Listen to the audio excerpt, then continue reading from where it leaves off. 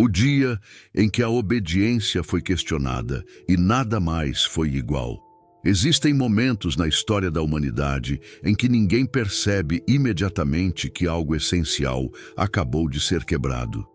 Não há explosões, não há gritos, não há um anúncio solene dizendo que o mundo mudou. Às vezes, tudo começa com uma pergunta simples, quase inocente. Uma dúvida que surge em silêncio. Uma inquietação que nasce dentro da mente de alguém que até então sempre obedeceu. Durante séculos, a obediência foi considerada a base da ordem. Obedecer era sinônimo de virtude. Questionar era visto como desvio, perigo, ameaça. A humanidade aprendeu muito cedo que sobreviver dependia de seguir regras, respeitar hierarquias e aceitar autoridades sem exigir explicações. Mas houve um dia específico, um ponto quase invisível no tempo em que essa lógica começou a rachar. Um dia em que a obediência deixou de ser automática. Um dia em que alguém ousou perguntar se obedecer sempre era o mesmo que estar certo. E a partir desse momento, nada mais foi igual. Para entender o peso dessa ruptura, é preciso voltar a um mundo onde a obediência não era apenas um valor moral, mas uma necessidade existencial. Durante grande parte da história humana, a vida era curta, instável e marcada por riscos constantes. Guerras, doenças, fome e catástrofes naturais faziam parte do cotidiano. Nesse cenário, questionar a ordem estabelecida parecia um luxo perigoso. As sociedades se estruturaram em torno de hierarquias rígidas porque elas ofereciam previsibilidade. Cada pessoa sabia seu lugar, suas obrigações e seus limites. Reis governavam porque acreditava-se que haviam sido escolhidos por forças superiores. Sacerdotes intermediavam o contato com o divino porque poucos se julgavam dignos ou capazes de fazê-lo sozinhos. Pais mandavam, filhos obedeciam. Mestres falavam, discípulos escutavam. O mundo funcionava como uma engrenagem em que cada peça só tinha valor se permanecesse exatamente onde estava. A obediência nesse contexto não era vista como submissão, mas como sabedoria. Obedecer significava aceitar que alguém acima de você sabia mais, enxergava mais longe ou tinha uma missão maior. Questionar essa estrutura era visto como arrogância, orgulho, rebeldia. Não por acaso as narrativas mais antigas da humanidade estão repletas de alertas contra a desobediência. O desobediente quase sempre aparece como aquele que provoca o caos, que desafia os deuses, que rompe a harmonia e por isso precisa ser punido. A mensagem era clara: a ordem depende da obediência e a obediência depende do silêncio. Com o passar do tempo, essa lógica se sofisticou. A obediência deixou de ser apenas um costume social e passou a ser legitimada por ideias, doutrinas e sistemas complexos. Instituições surgiram para organizar esse poder. Leis foram criadas para defini-lo. Tradições foram consolidadas para protegê-lo. Questionar a autoridade não era apenas desrespeito, era heresia, traição ou crime. E quanto mais poderosa a instituição, mais sagrado se tornava o ato de obedecer. A autoridade não precisava mais explicar suas decisões. Ela apenas existia. E existir já era justificativa suficiente. Durante séculos, esse modelo funcionou porque oferecia algo muito valioso: segurança psicológica.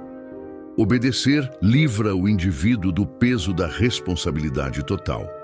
Se alguém manda, alguém responde. Se algo dá errado, a culpa não é de quem obedeceu, mas de quem ordenou. Isso criou uma cultura em que a obediência era confortável. Ela protegia do erro, do julgamento e da dúvida. Pensar por conta própria exige coragem, mas também exige assumir riscos. Obedecer é mais simples, é mais seguro. E por isso, durante muito tempo, foi incentivado como virtude suprema. Mas toda estrutura baseada em obediência absoluta carrega uma fragilidade silenciosa. Ela depende da ideia de que a autoridade é sempre justa, sempre correta, sempre legítima. Quando essa confiança começa a falhar, mesmo que de forma sutil, a engrenagem começa a ranger. Pequenos abusos passam a ser percebidos.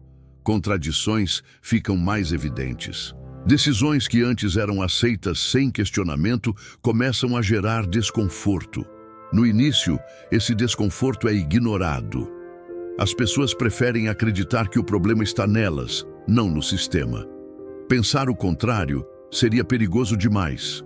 Foi assim que, lentamente, quase sem que ninguém percebesse, começaram a surgir fissuras na ideia de obediência inquestionável. Não como um movimento organizado, mas como inquietações individuais. Pessoas começaram a se perguntar por que certas ordens existiam. Por que determinadas regras beneficiavam sempre os mesmos? Por que obedecer, em alguns casos, parecia produzir mais injustiça do que ordem? Essas perguntas não eram feitas em público. Elas surgiam em silêncio, dentro da consciência de indivíduos que ainda se consideravam fiéis à estrutura, mas já não conseguiam ignorar o incômodo. O curioso é que nesse estágio inicial, ninguém queria destruir a obediência. O desejo não era o caos. O desejo era coerência. Muitos acreditavam que questionar algumas práticas específicas era, na verdade, uma forma de fortalecer a ordem, não de enfraquecê-la. A ideia de que a autoridade poderia estar errada parecia absurda demais para ser aceita de imediato. Era mais fácil acreditar que a autoridade havia se desviado temporariamente de seu propósito original. Assim, os primeiros questionamentos surgiram quase como pedidos de correção, não como desafios diretos. Mas toda pergunta carrega um potencial perigoso. Quando alguém pergunta, por quê? Abre-se uma porta que dificilmente pode ser fechada depois, porque ao exigir justificativas, a autoridade deixa de ser sagrada e passa a ser analisada, e aquilo que pode ser analisado pode ser criticado. O simples ato de perguntar transforma a relação entre quem manda e quem obedece. A obediência deixa de ser automática e passa a ser condicional. E essa mudança, embora pareça pequena, altera completamente o equilíbrio de poder. Durante muito tempo, os sistemas de autoridade conseguiram conter essas perguntas usando medo, punição e tradição. Questionar era associado à desordem. Quem perguntava demais era visto como ameaça. Exemplos eram feitos em público para desencorajar outros. O medo funcionava como um lembrete constante de que obedecer era mais seguro do que pensar. E ainda assim, as perguntas não desapareceram. Elas apenas ficaram mais silenciosas, mais profundas, mais pessoais. O que torna esse processo tão fascinante é que ele não começa com rebeldes declarados. Ele começa com obedientes sinceros. Pessoas que acreditavam na ordem, respeitavam a autoridade e cumpriam regras. Justamente por isso, quando começaram a questionar, o impacto foi maior. Não eram inimigos externos tentando destruir o sistema. Eram membros internos, profundamente inseridos nele, percebendo que algo não fazia mais sentido. Essa é a fase mais perigosa para qualquer estrutura de poder, porque não pode ser facilmente descartada como ameaça externa. À medida que esses questionamentos se acumulavam, uma mudança sutil começou a acontecer na forma como as pessoas se relacionavam com a autoridade.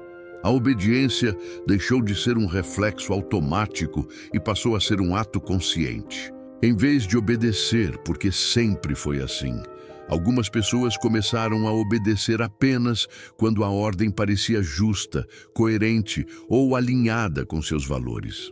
Esse foi o início de uma transformação profunda, ainda invisível para muitos, mas irreversível. O problema é que sistemas baseados em obediência absoluta não toleram obediência seletiva. Para eles, obedecer em parte é o mesmo que desobedecer. Questionar uma ordem específica equivale a questionar toda a estrutura. Por isso, quando os primeiros sinais dessa mudança apareceram, a reação foi dura. Tentou-se reforçar a autoridade, silenciar dúvidas, reafirmar tradições e punir desvios. Quanto mais a obediência era exigida, mais evidente ficava que algo estava sendo forçado. Foi nesse ambiente de tensão crescente que a ideia de obediência começou a ser redefinida. Pela primeira vez, algumas pessoas passaram a considerar que obedecer poderia ser moralmente errado em determinadas circunstâncias. Essa era uma ideia revolucionária. Até então, o erro estava sempre associado à desobediência. Agora, surgia a possibilidade de que o erro estivesse justamente em obedecer cegamente. Essa inversão de lógica não aconteceu de uma vez. Ela foi se formando lentamente, através de conflitos internos, crises de consciência e dilemas morais difíceis. O mais perturbador dessa mudança é que ela não oferecia respostas fáceis. Questionar a obediência significava assumir responsabilidade pessoal. Significava aceitar que não havia mais um escudo absoluto atrás do qual se esconder. Se a autoridade podia estar errada, então cada indivíduo precisava decidir quando obedecer e quando resistir. Essa liberdade era, ao mesmo tempo, libertadora e assustadora. Muitos preferiram continuar obedecendo, mesmo desconfortáveis, porque o preço da dúvida parecia alto demais. Mas houve quem não conseguisse mais ignorar a pergunta que começava a ecoar com força crescente. Obedecer sempre é o mesmo que agir corretamente? Essa pergunta, uma vez formulada com clareza, não podia mais ser desfeita. Ela atravessou consciências, corroeu certezas antigas e expôs a fragilidade de estruturas que pareciam eternas. O dia em que essa pergunta ganhou forma pública marcou uma ruptura profunda na história humana. Não porque a obediência desapareceu, mas porque ela deixou de ser indiscutível. A partir desse ponto, a autoridade precisaria se justificar. A tradição precisaria se explicar. O poder precisaria mostrar legitimidade. E isso mudou tudo. Porque quando a obediência deixa de ser automática, o mundo entra em uma nova fase. Uma fase mais complexa, mais instável, mas também mais humana. O que antes era aceito sem reflexão, passou a ser analisado. O que antes era imposto, passou a ser debatido. E o que antes era silêncio, passou a ser questionamento. Essa transformação não aconteceu de forma pacífica. Ela trouxe conflitos, rupturas e consequências que ninguém poderia prever naquele momento inicial. Mas tudo começou ali, naquele instante quase invisível, em que alguém, diante de uma ordem considerada sagrada, ousou perguntar se obedecer era realmente a única opção. O dia em que a obediência foi questionada não foi um dia comum. Foi o começo de uma mudança que atravessaria séculos, redefiniria instituições e obrigaria a humanidade a conviver com um dilema que ainda hoje permanece sem resposta definitiva. Quando uma ideia deixa o espaço íntimo da consciência e passa a circular entre pessoas, ela se transforma em algo impossível de controlar. Enquanto a dúvida permanece individual, ela pode ser silenciada com medo, culpa ou conformismo. Mas no momento em que começa a ser compartilhada, ela se torna perigosa. Foi assim que o questionamento da obediência deixou de ser apenas um incômodo pessoal e passou a ameaçar estruturas inteiras. O que antes era um conflito silencioso entre consciência e autoridade começou a se manifestar em palavras, textos, debates e, principalmente, em escolhas práticas que já não seguiam automaticamente as ordens estabelecidas. As instituições perceberam rapidamente que algo estava mudando. Não porque houvesse uma rebelião explícita, mas porque a obediência já não vinha com a mesma naturalidade. As pessoas ainda obedeciam, mas agora faziam perguntas antes. Queriam entender o motivo das regras, a origem das ordens, a legitimidade de quem mandava. Para sistemas construídos sobre a certeza da submissão, isso era um sinal alarmante. Questionar a obediência não era visto como exercício de reflexão, mas como ameaça direta à ordem. E toda ameaça precisava ser contida antes de se espalhar. A primeira reação foi reforçar a autoridade. Discursos mais duros surgiram. Tradições passaram a ser repetidas com mais ênfase. A ideia de que sempre foi assim começou a ser usada como argumento final, como se o tempo, por si só, justificasse qualquer prática. Obedecer voltou a ser exaltado como virtude suprema, enquanto questionar passou a ser associado à decadência moral, à desordem social e ao perigo coletivo. A mensagem era clara. O problema não estava na autoridade, mas naqueles que ousavam pensar além do permitido. No entanto, essa tentativa de conter o questionamento produziu um efeito inesperado.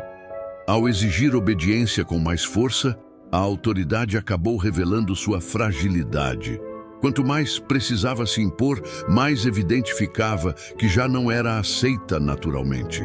A obediência forçada nunca soa igual à obediência espontânea. Ela carrega tensão, resistência e ressentimento. Muitos começaram a perceber que, se uma ordem precisava ser defendida com ameaças, talvez ela não fosse tão legítima assim. Nesse ponto, o questionamento deixou de ser apenas moral e passou a ser existencial. As pessoas começaram a se perguntar não apenas se deveriam obedecer, mas quem elas se tornavam ao obedecer. Obedecer a uma ordem injusta significava se tornar cúmplice dela. Essa percepção foi profundamente desconfortável, porque quebrava a ilusão de neutralidade. Não era mais possível dizer apenas cumprir ordens, sem carregar o peso das consequências dessas ordens. A obediência passou a ter um custo moral visível. Ao mesmo tempo, surgia um novo tipo de tensão. Questionar a obediência não significava automaticamente saber o que colocar no lugar. A autoridade, com todos os seus defeitos, ainda oferecia estrutura, previsibilidade e segurança. Abrir mão dela sem uma alternativa clara parecia arriscado. Muitas pessoas se encontraram presas entre dois medos opostos: o medo de obedecer injustamente e o medo de viver sem um referencial claro de ordem. Essa ambiguidade marcou profundamente esse período de transição. Foi nesse cenário que o questionamento ganhou forma pública. Ideias começaram a ser registradas, discutidas e defendidas abertamente. O que antes era um murmúrio passou a ser discurso. O simples ato de falar sobre a obediência já era, por si só, um desafio à autoridade. Porque falar significava tornar visível aquilo que deveria permanecer implícito. Tornar visível era tornar debatível, e tornar debatível era retirar o caráter sagrado da ordem. A autoridade reagiu com aquilo que sempre funcionou no passado: punição exemplar. Pessoas que questionavam demais foram rotuladas como perigosas, hereges, traidoras ou subversivas. A ideia era simples: se o medo funcionou antes, funcionaria novamente. E, de fato, funcionou para muitos. O custo de questionar era alto demais. Mas, paradoxalmente, essas punições também serviram como prova de que o sistema tinha algo a esconder. Quanto mais dura a repressão, mais pessoas se perguntavam por que aquela pergunta específica era tão ameaçadora. Esse foi um ponto de virada silencioso. A punição, que antes reforçava a autoridade, passou a alimentar o questionamento. Não porque todos se tornaram corajosos de repente, mas porque começaram a perceber uma incoerência fundamental. Se a autoridade fosse realmente justa e verdadeira, não precisaria eliminar quem questiona. bastaria responder. A ausência de respostas passou a ser tão reveladora quanto a violência das punições. À medida que essa percepção se espalhava, a obediência começou a se fragmentar. Não houve um rompimento imediato, mas uma multiplicação de interpretações. Alguns defendiam que a obediência deveria ser absoluta apenas a certos princípios, não a pessoas ou instituições. Outros passaram a distinguir entre autoridade legítima e autoridade abusiva. Essa diferenciação era revolucionária, porque quebrava a ideia de autoridade como algo indivisível. Pela primeira vez, tornou-se possível obedecer em um aspecto e resistir em outro, sem se considerar automaticamente um inimigo da ordem. Essa fragmentação teve efeitos profundos. Onde antes havia uma única voz autorizada, começaram a surgir várias. Onde antes havia uma interpretação oficial, surgiram leituras alternativas. O poder que sempre se apoiou na unidade passou a enfrentar a diversidade de pensamentos. E diversidade, para sistemas rígidos, é sinônimo de instabilidade. Cada nova interpretação era vista como uma ameaça à coesão. Cada nova voz precisava ser silenciada ou desacreditada. Mas o processo já havia escapado ao controle. O questionamento da obediência não era mais um ato isolado. Havia se tornado um movimento cultural. Mesmo aqueles que continuavam obedecendo passaram a fazê-lo com consciência crítica. Obedecer deixou de ser automático e passou a ser negociado internamente. Isso mudou a relação das pessoas com o poder de forma irreversível. A autoridade já não era aceita por inércia, mas precisava constantemente reafirmar sua legitimidade. Nesse ponto, algo ainda mais profundo aconteceu. O questionamento da obediência começou a redefinir a própria noção de responsabilidade. Antes, a responsabilidade estava concentrada no topo da hierarquia.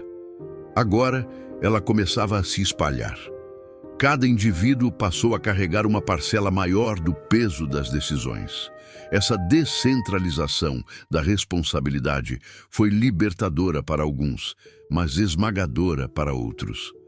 Pensar por conta própria exige esforço, discernimento e coragem. Nem todos estavam prontos para isso.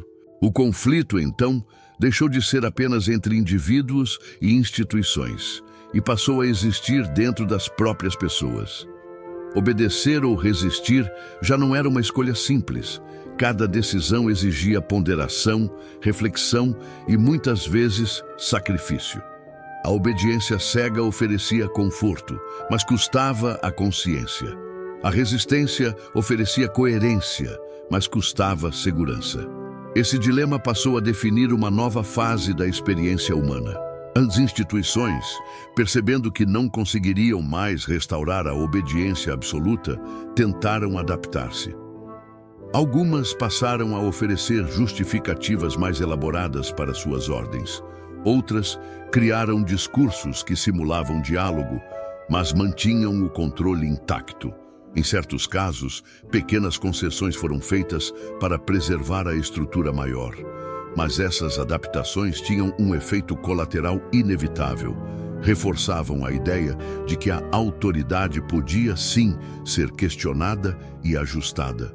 Nesse momento, a obediência já não era mais um valor incontestável. Ela havia se tornado um tema de debate. E quando algo se torna debatível, ele deixa de ser absoluto. A pergunta que antes era sussurrada agora circulava com mais liberdade.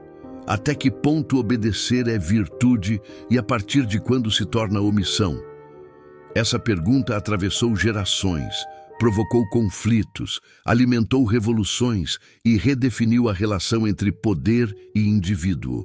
Mas o ponto mais explosivo dessa transformação ainda estava por vir, porque questionar a obediência em teoria é uma coisa. Colocar esse questionamento em prática, enfrentando diretamente a autoridade, é outra completamente diferente. O momento em que a dúvida se transforma em ação marca a linha definitiva entre um mundo antigo e um mundo novo. E quando essa linha é cruzada, não há retorno possível. Foi exatamente isso que começou a acontecer. Pessoas passaram a agir de acordo com suas convicções, mesmo quando isso significava desobedecer ordens explícitas. Pequenos atos de resistência começaram a se acumular. Algumas decisões foram tomadas não porque eram permitidas, mas porque pareciam moralmente necessárias. A obediência, que antes definia o comportamento, passou a competir com a consciência, e essa competição redefiniu tudo. A autoridade respondeu como sempre respondeu diante de desafios diretos, tentando esmagá-los. Mas agora enfrentava algo diferente. Não estava lidando apenas com rebeldes externos, mas com indivíduos que reivindicavam legitimidade moral para desobedecer. Isso tornava o conflito muito mais complexo. Não era mais uma disputa por poder, mas por significado. Quem tinha o direito de definir o que era correto? Quem podia exigir obediência? Onde terminava a autoridade e começava a consciência individual? Essas perguntas não podiam mais ser ignoradas. Elas se tornaram o centro do debate humano. O mundo havia entrado em uma nova fase, marcada por instabilidade, conflitos e transformações profundas. O questionamento da obediência abriu portas que jamais seriam fechadas. E embora ninguém soubesse exatamente onde isso levaria, uma coisa já estava clara. A antiga ordem, baseada na submissão silenciosa, não conseguiria mais se sustentar da mesma forma. A partir desse ponto, as consequências deixariam de ser apenas internas ou institucionais. Elas se espalhariam pela sociedade, moldariam culturas inteiras e redefiniriam a maneira como os seres humanos se relacionam com o poder até hoje. A tensão havia sido criada, o conflito estava instaurado, e o próximo passo seria inevitável. Quando o questionamento da obediência deixou de ser apenas uma reflexão moral e passou a orientar ações concretas, o mundo entrou em um território desconhecido. Até então, duvidar era algo interno, contido, quase silencioso. Agora, a dúvida começava a se traduzir em escolhas visíveis, em comportamentos que desafiavam diretamente a ordem estabelecida. Esse foi o momento em que a história acelerou. Porque ideias podem ser debatidas, mas ações precisam ser contidas ou enfrentadas. E nenhuma estrutura de poder permanece intacta quando suas ordens deixam de ser cumpridas. O que tornou essa fase particularmente instável foi o fato de que não havia um manual para lidar com a desobediência consciente. As instituições estavam acostumadas a lidar com rebeldes claros, com inimigos declarados, com opositores que rejeitavam abertamente a autoridade. O que surgia agora era diferente. Eram pessoas que ainda acreditavam em ordem, em valores, em sentido coletivo, mas que já não aceitavam obedecer a qualquer custo. Elas não queriam destruir o sistema, queriam redefini-lo, e isso confundiu profundamente quem estava no comando. A obediência, que antes funcionava como cola social, começou a se comportar como uma linha de fratura. Onde antes havia uniformidade, surgiu divisão. Onde antes havia consenso, apareceu debate. E o debate, por sua própria natureza, exige tempo, escuta e disposição para mudar. Elementos raros em sistemas acostumados a mandar, não a dialogar. A autoridade reagiu, tentando reafirmar limites, mas cada tentativa de controle reforçava a percepção de que o poder estava mais preocupado em se preservar do que em buscar justiça. Nesse contexto, surgiram conflitos que ninguém havia previsto. Questionar a obediência não produziu apenas libertação, produziu também confusão. Muitas pessoas passaram a interpretar a crítica à autoridade como licença para rejeitar qualquer tipo de regra. A linha entre resistência moral e negação completa da ordem tornou-se nebulosa. Isso gerou tensões sociais profundas, porque nem todo questionamento vinha acompanhado de responsabilidade. Alguns confundiram consciência com conveniência. Outros passaram a justificar interesses pessoais em nome de uma suposta liberdade recém-descoberta. Essa distorção trouxe consequências graves. Movimentos que nasceram com o desejo de corrigir abusos passaram a ser vistos como ameaças generalizadas à estabilidade. A autoridade, incapaz ou indisposta a diferenciar crítica legítima de oportunismo, tratou todos da mesma forma. A repressão voltou a se intensificar, mas agora ela não encontrava apenas medo, encontrava resistência organizada. A obediência já havia sido questionada demais para ser restaurada sem custo. O mais irônico é que muitos dos que resistiam não se viam como revolucionários. Eles se consideravam pessoas coerentes, tentando alinhar ação e consciência. No entanto, aos olhos do poder, essa coerência era mais perigosa do que a rebeldia aberta, porque ela oferecia um argumento difícil de refutar. Não se tratava de destruir a ordem por capricho, mas de se recusar a colaborar com aquilo que parecia injusto. Essa recusa expôs uma verdade desconfortável. Sistemas de autoridade dependem não apenas de força, mas da cooperação daqueles que obedecem. Quando essa cooperação começou a falhar, mesmo que parcialmente, o impacto foi devastador. Ordens continuavam sendo dadas, mas já não produziam o mesmo efeito. Leis existiam, mas eram interpretadas de maneiras diferentes. Tradições permaneciam, mas eram questionadas em sua essência. A autoridade perdeu algo fundamental: previsibilidade. E sem previsibilidade, o poder se torna instável. Ele precisa reagir constantemente, improvisar, justificar-se, negociar. Isso consome energia e revela fragilidades. À medida que essa instabilidade se espalhava, o questionamento da obediência começou a produzir consequências que iam muito além do que seus primeiros defensores imaginavam. A crítica à autoridade religiosa influenciou a política. A crítica à autoridade política influenciou a economia. A crítica à autoridade social influenciou a família, a educação, as relações pessoais. Nada permaneceu intocado. Quando se aprende a perguntar por quê, essa pergunta não escolhe alvos, ela se espalha. Essa expansão trouxe ganhos inegáveis. Espaços de liberdade foram ampliados. Abusos antes normalizados passaram a ser denunciados. Pessoas que antes não tinham voz começaram a ser ouvidas. Mas trouxe também um novo tipo de angústia. Sem uma autoridade incontestável, o mundo se tornou mais complexo. As escolhas ficaram mais pesadas. A responsabilidade deixou de ser delegável. Cada decisão passou a exigir posicionamento. E posicionar-se significa assumir riscos. Muitos sentiram saudade da simplicidade da obediência absoluta. Mesmo injusta, ela oferecia clareza. Mandava-se de cima, obedecia-se embaixo. O certo e o errado estavam definidos externamente. Agora, essa clareza havia desaparecido. O certo e o errado passaram a ser debatidos, negociados, reinterpretados. Isso exigia maturidade moral, algo que nem sempre acompanha mudanças estruturais. O resultado foi um período prolongado de conflito, insegurança e adaptação dolorosa. Outro efeito inesperado foi a fragmentação da própria ideia de verdade. Quando a autoridade deixa de ser a única intérprete legítima, múltiplas interpretações surgem. Algumas enriquecem o debate, outras confundem. Sem critérios claros, a distinção entre crítica construtiva e manipulação oportunista tornou-se difícil.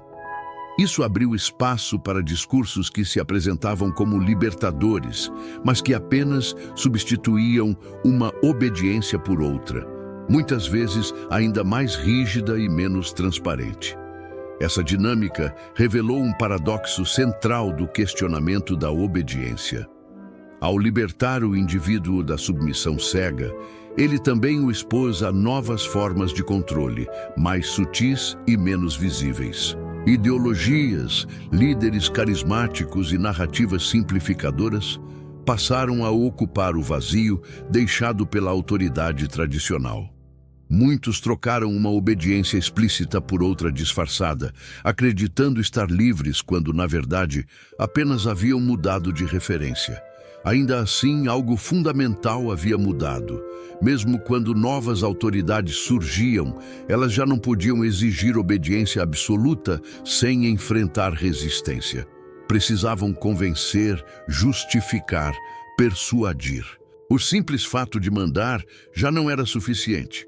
Isso alterou profundamente a relação entre poder e indivíduo. O questionamento da obediência não eliminou o poder, mas o tornou mais exposto, mais vulnerável e, em alguns casos, mais humano. Nesse processo, muitas pessoas pagaram um preço alto. Questionar ordens injustas significou perder posições, status, segurança e, em alguns casos, a própria vida. A história desse período é marcada por conflitos intensos, perseguições e sofrimento.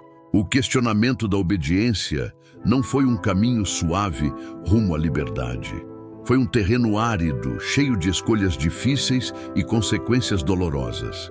E isso é importante de lembrar, porque frequentemente se romantiza a desobediência como se ela fosse sempre heróica e recompensadora. Na realidade, ela costuma ser solitária, arriscada e incompreendida. O que sustentou esse movimento, apesar de tudo, foi uma mudança profunda na forma como as pessoas enxergavam a si mesmas. Pela primeira vez, a consciência individual passou a ser vista como um critério legítimo de ação, não o único, não infalível, mas legítimo. Isso representou uma revolução silenciosa. O indivíduo deixou de ser apenas uma peça obediente dentro de uma engrenagem maior e passou a ser reconhecido como agente moral. Essa transformação não podia mais ser revertida. À medida que essa nova visão se consolidava, ficou claro que o questionamento da obediência não tinha um ponto final definido. Ele não levou a um novo sistema perfeito, nem a uma ordem definitiva. Levou a um estado permanente de tensão entre autoridade e consciência. Essa tensão passou a fazer parte da experiência humana. E talvez esse seja o seu maior legado. Um mundo em que obedecer deixou de ser automático, mas resistir também exige reflexão. Nesse estágio da história, o dilema já estava plenamente instaurado. Não era mais possível voltar à obediência cega, mas também não havia como viver sem algum tipo de autoridade. A humanidade se encontrou em um espaço intermediário, desconfortável e instável, onde cada geração precisa renegociar os limites entre mandar e obedecer, entre seguir regras e questioná-las, entre ordem e justiça. O questionamento da obediência não produziu um final feliz claro. Produziu um mundo mais complexo, mais ambíguo e mais exigente. Um mundo em que as respostas fáceis perderam força e as perguntas difíceis ganharam centralidade. E foi exatamente essa complexidade que preparou o terreno para a reflexão final. Porque depois de todas as rupturas, conflitos e consequências inesperadas, restava uma pergunta que atravessa séculos e continua ecoando até hoje. Se a obediência não pode mais ser absoluta, como viver em sociedade sem perder o senso de responsabilidade, justiça e humanidade? É essa pergunta que conduz ao desfecho dessa história, e é nela que se concentra o verdadeiro impacto daquele dia em que a obediência foi questionada. Depois de séculos de obediência quase automática, depois de conflitos, rupturas, perseguições e transformações profundas, a humanidade se viu diante de um dilema que não podia mais ser ignorado. O questionamento da obediência não destruiu a ordem, mas a obrigou a se justificar. E essa mudança, embora silenciosa no início, redefiniu a forma como indivíduos, instituições e sociedades inteiras passaram a se relacionar com o poder. O mundo não se tornou um lugar mais simples depois disso. Tornou-se mais complexo, mais exigente e, de certa forma, mais honesto. O grande clímax dessa história não está em uma revolução específica, nem em um evento isolado, mas na consolidação de uma ideia que antes parecia impensável, a de que obedecer não é, por si só, uma virtude moral absoluta. Pela primeira vez, a obediência passou a ser avaliada à luz de princípios, consequências e consciência. Isso não significou o fim da autoridade, mas o fim da autoridade incontestável. A partir desse momento, toda a ordem passou a carregar uma pergunta implícita: por que devo obedecer? Essa pergunta alterou o equilíbrio entre poder e indivíduo de maneira definitiva. Autoridades que antes se sustentavam apenas pela tradição ou pela força passaram a depender de legitimidade. Precisaram convencer, dialogar, explicar. Algumas conseguiram se adaptar e se fortalecer. Outras resistiram à mudança e entraram em decadência. O questionamento da obediência funcionou como um filtro histórico. Ele expôs abusos, revelou incoerências e separou a autoridade funcional de autoridade opressiva. Ao mesmo tempo, essa transformação trouxe uma responsabilidade inédita para o indivíduo. Se a obediência já não é automática, cada pessoa passa a ser corresponsável pelas consequências de suas ações. Não é mais possível se esconder completamente atrás de ordens externas. A consciência individual ganha peso, mas também carrega um fardo maior. Decidir quando obedecer e quando resistir exige discernimento, maturidade e coragem. E isso nem sempre é confortável. O que muitos não percebem é que o questionamento da obediência não levou a um mundo sem regras, mas a um mundo em que regras precisam ser justificadas. Essa diferença é sutil, mas profunda. Em vez de perguntar apenas quem manda, passamos a perguntar com base em que alguém manda. Em vez de aceitar tradições como verdades imutáveis, passamos a analisá-las à luz de seus efeitos. Isso tornou a convivência social mais difícil, mas também mais consciente.